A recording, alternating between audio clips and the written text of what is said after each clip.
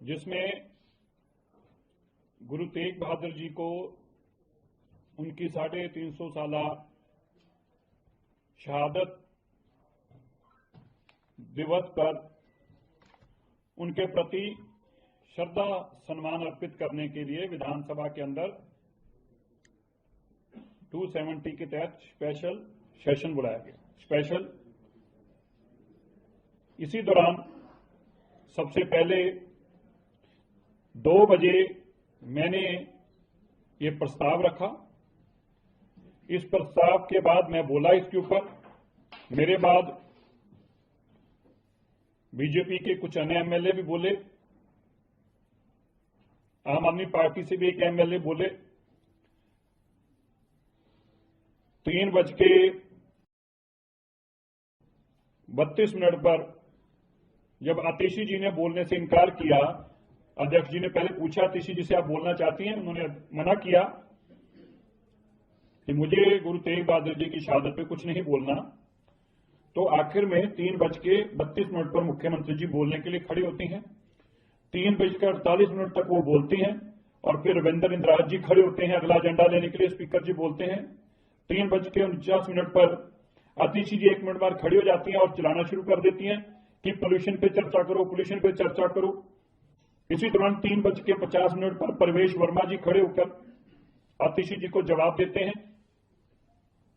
कि कल के लिए पोल्यूशन की चर्चा पहले से रखी हुई है।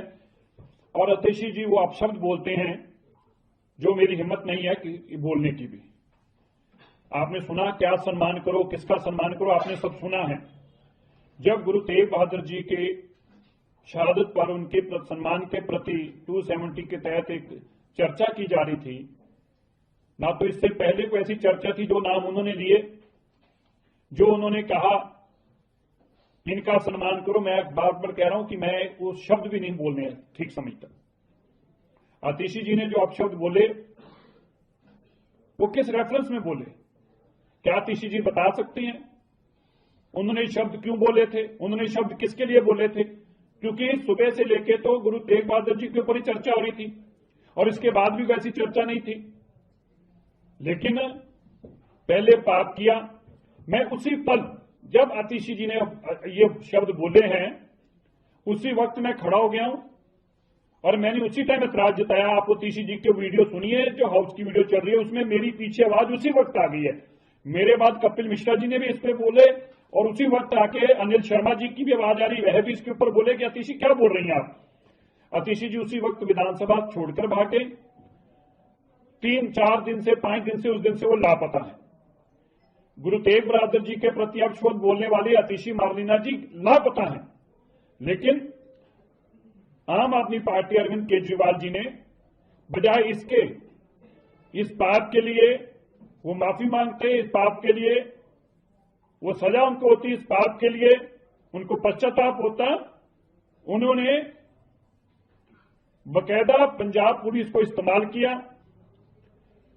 जो दिल्ली विधानसभा के अंदर की वीडियो है जिसको विपक्ष के कहने पर, विपक्ष के एमएलए के कहने पर अध्यक्ष महोदय ने तुरंत कहा कि इसको फोरेंसिक के लिए भेज दो, क्योंकि हमें तो पता है कि जो उन्होंने बोला यही बोला है, हमें कोई दिक्कत ही नहीं थी।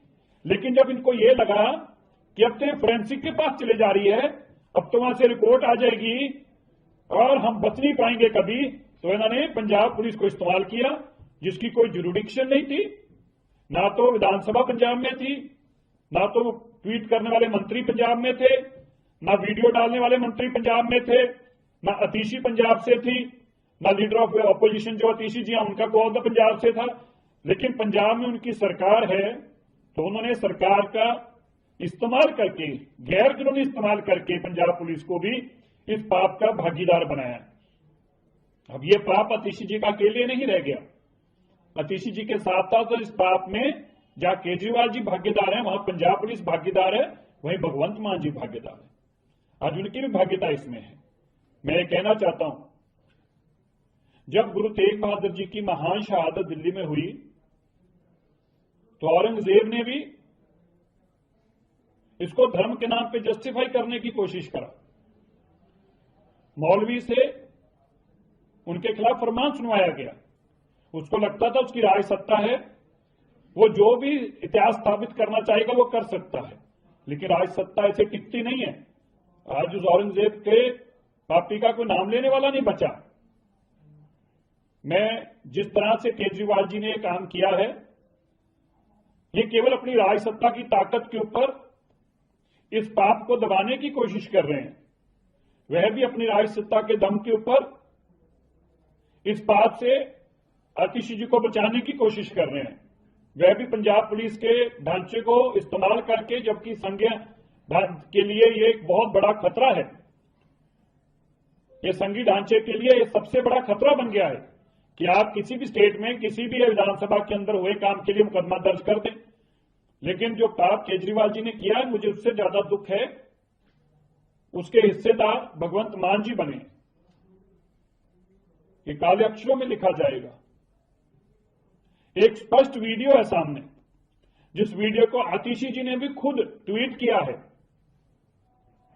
जिस वीडियो को गोपाल राय जी ने विधानसभा में माना है, और जो शब्द आतिशी जी ने कहे वो गोपाल राय जी ने भी विधानसभा में कहे, वो सुने जा सकते हैं।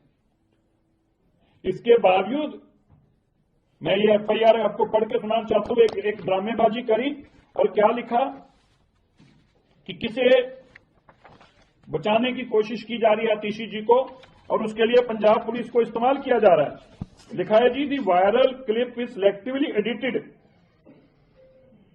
And its audio visual content has been doctored so has to be completely distort and context and the meaning of her speech. अब बताइए, विधानसभा में जो उन्होंने बोला, उनकी स्पीच की कॉपी आज भी लाइव यूट्यूब पे पड़ी है, फेसबुक पे पड़ी है, तो उसको कोई कैसे डॉक्टरेट कर सकता है? किस तरह से उस वीडियो क्लिप को कोई एडिट कर सकता है, या उस वीडियो क्लिप के अंदर कोई अपनी आवाज कैसे डाल सकता है आतिशी जी की? और मैं फिर से कहूं कि उसकी दूसरी कॉपी तो फेसबुक पे भी पड़ी है, यूट्यूब पे भी पड़ी है, और हमने तो खुद उसको भेजा था। अध्यक्ष जी ने सत्ता पक्ष और विपक्ष के कहने पर हम एडमिट किए, जब विपक्ष ने कहा कि इसको फोरेंसिक की लेबोरेटरी भेजा जाए। मेरा कहना है, जो आम आदमी पार्टी पाप कर रही है, अब वो अपनी सरकार के दम के ऊपर मुकदमे दर्ज करके साबित करने पे लगे हैं कि आतिशी बेकसूर हैं, बजाय इसके कि अपनी गलती को मानते, उसके पश्चाताप करते। आज भी वो इतने अहंकार में है, सत्ता का अहंकार इतना सिर पर चढ़ गया कि जो इतिहास में हम चाहेंगे हम लिखवा सकते हैं, क्योंकि सरकार हमारी है, पुलिस हमारी है। लेकिन सरकार पुलिस साथ नहीं जाती। मैं भगवंत मान जी को और अरविंद केजरीवाल जी को कहना चाहता हूं, जो पाप आतिशी जी ने किया है वो माफ करने योग्य नहीं है। आप उस पाप का हिस्सेदार मत बनो, आने वाले समय भी आपको कभी माफ नहीं करेगा। और भगवंत मान जी, खास तौर पर आप एक पंजाब के सिख मुख्यमंत्री हो, आपका दायित्व ज्यादा बनता है। गुरु साहिब के आदर सत्कार में अगर कोई पाप करता है तो उसको उसका पश्चाताप करना चाहिए, ना कि अपनी सत्ता के दम के ऊपर, अपनी हैंकड़बाजी के ऊपर उस इतिहास को बदलने की कोशिश करना।